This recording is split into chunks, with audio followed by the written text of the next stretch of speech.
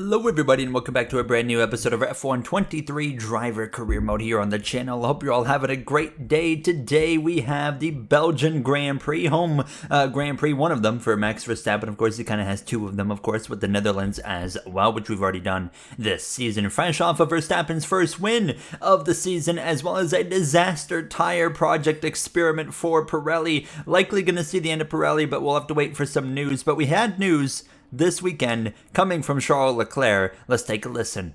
I've had a long, great run with Ferrari, but it is time for a change. I will be leaving the team at the end of this year. I look forward to accomplishing as much as possible until the end of the season. And that was Charles Leclerc going into this weekend in the pre-weekend press conference announcing it. He's out at Ferrari at the season's end. Where does Leclerc go? There's been rumors that Verstappen might be leaving Red Bull. There could be a swap there, and Verstappen goes to Ferrari as well. There's also been rumors that if Leclerc leaves, Ferrari's looking for a whole new roster and getting rid of Carlos Sainz. What could this mean for Carlos Sainz and his future in Formula One? So right now there's some big dominoes a part of this last half the season push that we need to, find answers for. Now, where's Leclerc going? Is Verstappen staying with Red Bull? Is Sainz going to remain on Ferrari, or will they sack him? As well as the tire situation. Does Pirelli keep the contract, or are we going to see another brand come over? Will we see multiple brands enter the sport? There is a lot to uncover and unpack throughout the rest of the season, and we also have a fight for the championship to determine. So this is turned into a very action-packed season with silly season news. I like to spread it out across the season instead of, do it like the game does and pack it right in the last bit when you finish the last race of the year. I find it quite a bit of fun to do it like that, and the modding capabilities of this game allows you to do that because you can, of course, make your own custom storyline and custom moves. We roll into qualifying, though. This weekend, I forgot to note as well, not really any upgrades from any teams this time around, so everyone's kind of coming in where we left off last episode. Hearing that Aston Martin might be bringing a big upgrade package going into the next episode, which is the French Grand Prix. Yes, we will be back in France for the first time in this career mode. Q1 was okay, went P9. It wasn't a great lap, but it was enough to advance us through into the next session here. And out was the Alpine of Ocon, Zhou Guanyu, Calimere, Jake Hughes, and Devin Butler will start from the back of the grid on Sunday. Now, as pressure continues to build on Devin Butler and his future in Formula One here, as we come through the final chicane now in Spa for Q number 2. Get the DRS open, and once again it was okay. P6, we do have a nice improvement of position at least there, as it's Gasly out with the two BMW drivers of Drugovich, Iwasa, then the two Alfa Romeo Haas drivers of Liam Lawson, as well as the recent Formula 2 champion of Tail Puercher. My first lap in Q3, actually, I get invalidated, so we had to focus in on a second attempt here and try to find as much pace as we can. And to start the lap, I was a little bit down compared to my first attempt, but it wasn't, to a point where it's going to absolutely devastate our lap here now, as we're going to swing around the outside of Max Verstappen, dive deep down into the next corner here through this long sweeping right-hander that, of course, heads downhill into the left-hander, where you swing out a little bit wide right there, not too wide. Of course, don't want to abuse the track limits and get invalidated there, and then we come through towards the end of sector number 2, and it was an okay sector 2. I was pretty happy with it. It was relatively competitive, not exactly what I would like, but on the run down towards the final chicane, heavy on the brakes, deep into the corner, through the chicane, out of the final corner, to the line, DRS open. What is it going to be? It's looking like P6, I think, is what it was going to be. Yes, it was P6. Albon Leclerc in second over Jackson, Verstappen, Sainz, myself. Then you got the Mercedes and Aston Martin duo. We're in for an interesting Grand Prix. Rain at the start. Let's see how that shakes things up. Welcome then, as we take a step back into the nostalgic golden days of motorsport. Spa is unashamedly a throwback, and all the better for it. Climbs, drops, sharp turns, chicanes, sweeping high-speed corners, all while taking in some of the most beautiful scenery that Europe has to offer. This might sound like a travel brochure, but it's not. It's a race day. Welcome along to Spa-Francorchamps for the Belgian Grand Prix. Spa-Francorchamps is a 4.35-mile tour of the Ardennes countryside, with 9 rights and 10 lefts, giving us a grand total of 19 corners. Average lap speeds in the dry can reach about 145 miles per hour, but without a significant improvement in the conditions, we're not going to be seeing anything like that today. Off the back of a fantastic qualifying session, it's time to see how our starting grid looks like for today's race. What a great lap from Alexander Albon yesterday. He'll start from pole position, with Charles Leclerc alongside. Looking at the rest of today's grid, we have Jackson, Verstappen, Sainz, Golden Boy, Norris, Russell, Oscar Piastri, Tsunoda, Gasly, Drugovich, Iwasa, Liam Lawson, Teo Pourchaire, Ocon, Joe, Mayer, Hughes, and Devon Butler rounds off the grid. Now it's almost time for lights out, so let's go down to the track. And with me today, of course, is Anthony Davidson. Now, can I get your take on Max Verstappen? That was a great win in the last race, but can they keep that momentum going into this weekend? There are never any guarantees in this business, but certainly the performance last time out would have boosted their confidence coming into this one. Ready to roll here in Spa. It's important to note I forgot to get any replay cameras, so there will not be any through the grid today, and it was simply because I accidentally hit the advance button before I hit the replay button. It was just all my stupidity. But let's get ready to roll for the formation lap. Right then, the formation lap has started, and I must say the weather conditions aren't the best today for visibility and for grip. As each driver performs this lap, they'll be wanting to settle in and concentrate, as this race, in these conditions, will require a lot of focus. Everybody, of course, on the intermediate compound tire. Rain expected to last about half the Grand Prix. As the cars come back towards the grid to line up for the start of the race, each driver will be wanting to get the best start they possibly can. And they'll be hoping to finish today's race on the podium, failing that, within the points. All right, team, thanks for the hard work. We qualified top 6. We know we got a quick car, so let's get it done today.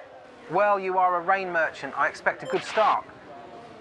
Ready to roll here for the Belgian Grand Prix in Spa. What a, of course, just iconic racetrack, and when it rains here, it brings, I think a different vibe than any other racetrack when there is rain coming down. The danger of this track really kind of shines when it comes to Spa when the rain's coming down. Nonetheless, Devon Butler rolling up to the back of the grid there, right behind his Connor Sport teammate and, of course, sister of Callie Mayer. As we're ready to roll, it's going to be 5 red lights starting from the left side of the circuit. Albon leads the field to the green. It's lights out. We're racing here in the Belgian Grand Prix. A great start for myself to go up the inside, actually into the back of Carlos Sainz. A bit of a misjudgment right there. We're 3 wide with the Spaniard as well as my teammate Verstappen, giving them both the room that they are entitled to. We get through into P6 or into P5 from P6. Sainz down to that 6th spot, but Charles Leclerc is the one that's gotten through to the lead of this Grand Prix. I'm already getting a warning there for exceeding track limits. That allowed Sainz a few seconds later to go up my inside here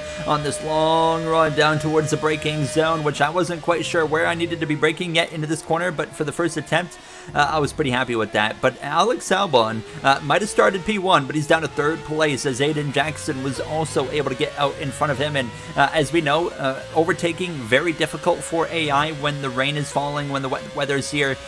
So it's going to be a bit difficult for Albon to be able to make some time up and positions up, I should say now. But it's a great situation to be in if you're Charles Leclerc, who just announced that he's leaving Ferrari. And we have watched Ferrari start the season horrendously, and they have gone on a just continuous upgrade spiral, and they have been able to now get a car capable of running on the podium and now maybe fighting for the win. So Charles Leclerc has had some terrible luck this season. He's finally had enough and says, you know what, I'm taking my talents elsewhere. Ferrari might be improving drastically, but I can do better still. Now, as you can see me right here in late sector 2, early sector 3, I kept on losing a bunch of time, but I would gain everywhere out. So the end of sector 3 all the way through sector 1 and then the first bit of sector 2 I was able to gain. But once we got into the last bit of the sector, basically right here for sector 2, through this next stretch of 2 or 3 corners, I would just continue to lose ground.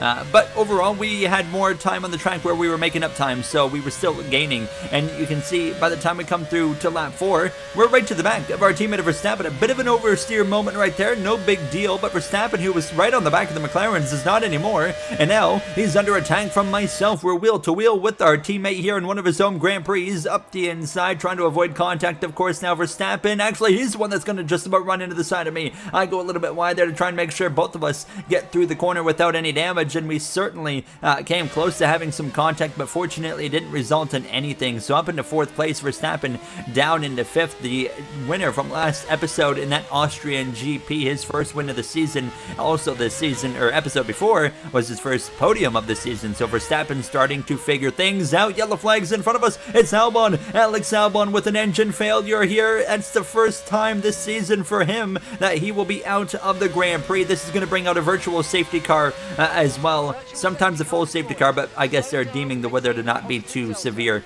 So virtual safety car, just slow the pace down for the majority of the lap. We would be back rolling pretty quickly here towards the end of lap number 5, but just a few laps in, a lot of stuff going on here so far, and we've gone from a 6th place starting position now up into 3rd place, and it was taking me a while, you know, to get comfortable in the rain, but by the time lap 6 or 7 had come around, that comfort had finally kind of got under me, and you can see the difference. We are driving away from Verstappen over a second between himself and I, and now we have also run down Aiden Jackson, and it's just a matter of time until we're going to be putting some pressure on him for the runner-up position. He's got enough pace today to stick with Charles Leclerc, but right now, like I said, you know, before, it's very difficult for the AI to pass in the rain, but look at the grip that I have on the exit of that final turn. Jackson defends right. We've had our fair share of battles with Jackson this season. In his 2nd season in Formula 1 competition, he's leading the world title. Imagine the pressure this driver's feeling right now, of course, but he has done a good job so far this season, you know, kind of managing that, but nonetheless, up into 2nd place we go as we try to now set our sights on Charles Leclerc. But hold on, Jackson, he would be close enough to fight back down the long stretch here towards the corner, so he's going to look left as I defend towards the right side of the circuit, but fortunately we stay ahead, going a bit deep into the corner, but able to keep it planted on the apex. And now we can set our sights on Charles Leclerc here, as we will try to defeat him, you know, fresh off of the news that he could be going to Red Bull. He could be a teammate with me next season. I would say I'm safe, and Verstappen is safe if he wants to stay in Red Bull, but I just wonder if he actually wants to stick with this team going into next season. But right to the back of Leclerc again. Now, as you can just see, the grip in this car is there, the confidence is there. Similar move to Jackson on the last lap around there. As you can see, Leclerc, though, kind of a bit more in the middle of the road, so we gotta wait till the long stretch here on the exit of Eau Rouge and Radion and whatnot, and you can see the run that we have will swing to the right side of the Monaco-based driver, and we'll try to take the lead of the Belgian Grand Prix. I really want to win this race as we go wheel to wheel into the corner. I think we're going to get it done right here. Yes, we will. A bit of a tank slapper there as we continue on, though. We take the lead of the Belgian Grand Prix, but I really want to win this race, not because it's the Belgian Grand Prix, although that's fantastic in its own. It's almost, I consider Belgium like, you know, almost a crown jewel for any form of racing series that comes here. But I really want to win this race because it would be our 4th win of the season, which would be a new high for us in amount of wins that we've had in one season. Season 1, we had no wins. Season 2, we had 3 wins. And of course, last season, we did not win a race, but we've won 3 this season. And it's been a couple of races since we've won. We've been on a tear lately, but obviously 2 back-to-back Grand Prix that didn't quite go the way we wanted. And of course, you know, Silverstone was just all about recovery, which was good. And last episode was a disaster class. Now, at the end of lap 11, the pit window is open. Leclerc is coming in before I do, and I decided to stay out intentionally because Mark was telling me the rain was going to end in about 5 minutes. So I decided, well, why not just stretch out this tire until the rain stops and hope it dries up quickly and make it a one-stop race instead of a two-stop, you know, an inter-swap over and then going onto a dry tire. So at the end of lap 12, everybody else is going to pit. Jackson's in, Verstappen, Sainz, Norris, etc. All the front runners up here that haven't pit yet now come in. So we're the only one that's going to try and commit to the strategy. You can see just how much the weather has improved in just the last handful of laps, but I was just hoping that the rain was going to stop quickly because the gap to Leclerc at the end of lap 13 was only 12 seconds. So I knew at this point I was committed. No matter what, I gotta stay out on this inter until it gets dry now, because I would lose too much time by doing a pit stop. But he was closing in very quickly. And you can see, as we come to lap 14 now through sector number 2, the gap down to 11.5 seconds. And Leclerc, which just had so much pace on those fresh intermediate compounds. And I was just hoping, please rain, stop, because by the time lap 15 gets underway, Leclerc has cut the gap down to about 7.5 seconds. He is absolutely flying. Fortunately, the rain has stopped, so we're just hoping it dries up as quickly as possible, or it just gets dry enough. I don't want to make the same mistake we made in Austria, pit too early for the wrong, weather tire, and have an absolute downfall late in the Grand Prix. Obviously, we don't have that same tire project that Pirelli's running, thankfully, this weekend that they had last weekend. That'll be like the first and only time they run it, and, like I said, it sounds like they're on the way out. But by the time we come to lap 16, Leclerc has cut the gap down below 3 seconds. Jackson and Verstappen just over 9 seconds back. Sainz 14 seconds back. Sainz has a mechanical issue. That is worth noting, by the way. He has a mechanical issue currently. But at the end of lap 16, Mark gave me a recommendation to swap over to the soft tire. So we're going to come in and put that on. So Leclerc is going to stay out, actually. This could help us, but the track, I think, is just dry enough now to swap over to a dry tire. So we're going to put on the softs. Now, this is a set of used soft tires. If you remember back to Canada, we pitted off of the inters late for mediums, and Aiden Jackson was able to run me down and pass me on a older set of softs, but they were still quick enough to just run me down and pass me. So I decide I don't want to put myself in that scenario again. So if Leclerc puts on softs and I'm on mediums, it'll be a bit of a disaster for me. So we put on softs that are a bit worn from qualifying, of course, about 2 laps of wear on those tires now as we're right on the back of Russell. Now you're seeing the difference. Yes, the dry tire was definitely the way to go. Absolutely flying. So it's all about maximizing the gap here to myself and Leclerc when he eventually comes in, and everybody was flooding into the pit lane at the conclusion of the 17th lap now. So we will, no matter what, for sure, cycle back out into the lead, and the gap should be over 2 seconds on Leclerc, which is what it was about when we came into the pit originally there. So let's see. Leclerc is going to be coming out now. We are already through turn 1. He hasn't even started making his turn in yet, so we're in really good shape, as the gap would be almost 5 seconds on lap 18 of 22 in this Belgian Grand Prix. However, Leclerc was absolutely hauling the mail. So even though we've gone on to the softer tire, just like Canada, second place is significantly quicker than me. They're not just quicker than me, they're significantly quicker than me. And I thought Canada made sense. Aiden Jackson and McLaren, they were so much faster than us at that point in time, but now it's the Ferrari that's running me down, and now you have to start to wonder what in the world, it happened in Canada.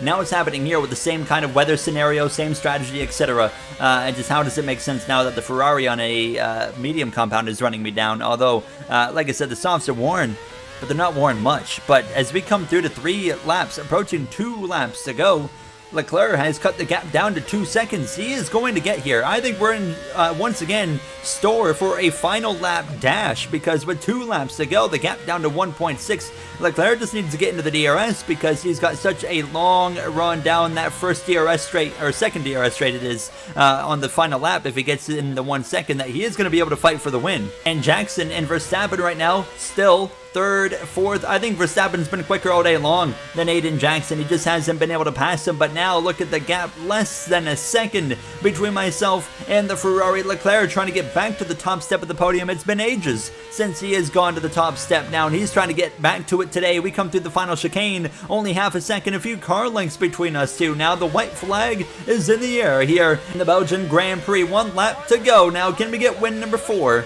on the season and get a little bit closer to the championship battle? Albon with the mechanical failure. Don't forget about that. That's a big point sit there. That helps us as well, especially if we can beat Jackson. I hope Verstappen can find a way past Jackson here on this final lap. He is all over him based off the timing. Only 3/10 through Eau Rouge and Radian. We stay comfortably ahead, and that would allow me to remain ahead of Leclerc all the way through the DRS, and Verstappen, sure enough, would pass Aiden Jackson on the DRS straight.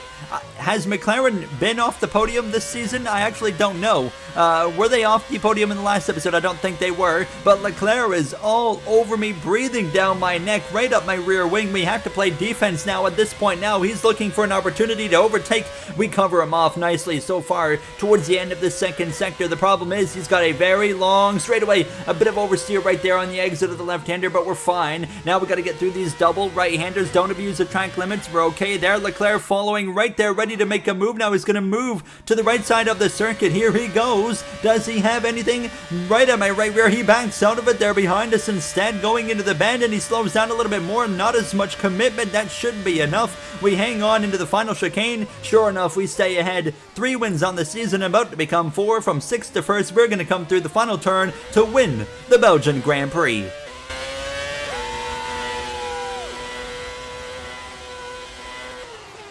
Oh, superb driving. That is the race win, my friend. Well done. Let's go, guys. This championship battle, it's on. I mean, we are not out of this by any means. Let's keep it up. Great drive, Gary. I think it's time to renew your contract. So as they climb out of the car, the Red Bull team are ready and waiting to celebrate a thoroughly deserved win. Tell me, Ant, how do you think they were able to deliver such an incredible result today? I think a large part of the result comes down to temperament. They were able to keep their heads when everyone around them was losing theirs, and that's allowed them to get the best out of the car, to maximise the strategy, and to stay out of trouble. As usual, you know, we are able to excel in the rain and take advantage. I think if that was a dry Grand Prix, you know, maybe a podium, just definitely no win, I don't think, would have come out of that, so we'll take it. That's the first time this season for sure that both myself and my teammate Verstappen have been on the podium in the same Grand Prix. He's gone from no podiums to 3 consecutive podiums plus a victory in the last episode there in between in Austria. So is Verstappen starting to find his strides in the Red Bull, or is just the car getting that good? You have to wonder, but we'll have to wait and see. Of course, there's still a lot of racing to go, you know. The championship battle is certainly still on, especially when a guy like Alex Albon runs into issues. Jackson there in 4th over Russell, Tsunoda, Sainz, Norris, Piastri, as well as Pierre Gasly getting a point. Zhou Guanyu again, P11. Zhou Guanyu's done a really solid job this season in Williams. I think he's going to be sticking around for a while now, but we are only 40 points out of the championship battle, as Verstappen has made some headway too, only 92 points out. Never say never, but Red Bull Ford, they're starting to find their strides here with this collaborative effort between the two brands. 114 back in the constructors, still some work to be done there. Next episode, Circuit Paul Ricard, it's back on the calendar, the French Grand Prix. I'll see you guys then. Have a great day.